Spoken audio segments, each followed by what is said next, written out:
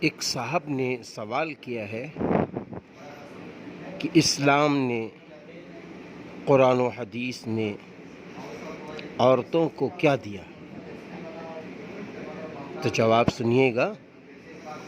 قرآن کریم میں ایک سورہ ہی سورۃ النساء کے نام سے موسوم ہے جو پارے 4 میں ہے۔ دوسرے حدیث پاک میں آتا ہے کہ نیک و شریف عورت کو دنیا کی سب سے بڑی نعمت کہا ہے۔ بخاری شریف و مسلم شریف کی یہ روایت ہے۔ اسی طرح اسلام میں سماج اور سوسائٹی میں سب سے بڑا درجہ ماں کو ملتا ہے، یہ بخاری شریف کی روایت ہے۔ اور اسی طرح احمد و نسائی میں ہے، ماں کے روم میں عورت کے قدم تلے جنت بچھائی ہے۔ بہن کی شکل میں عورت کو باپ کا وارث بنایا ہے۔ بیوی کی صورت میں عورت کو شوہر کا معاون اور گھر کی ملکہ قرار دیا ہے۔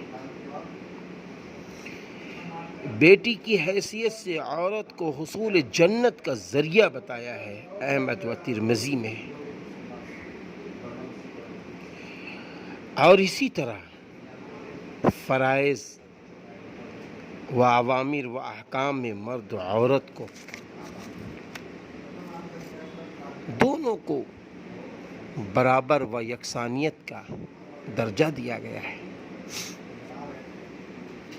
اسلام نے مرد عورت دونوں کو یکسانیت کا درجہ دیا ہے، سورہ آل عمران میں۔ اسی طرح ایمان کامل اور عمل صالح کا یکساں مکلف بنایا ہے، سورۃ النساء میں آیت نمبر 124 میں۔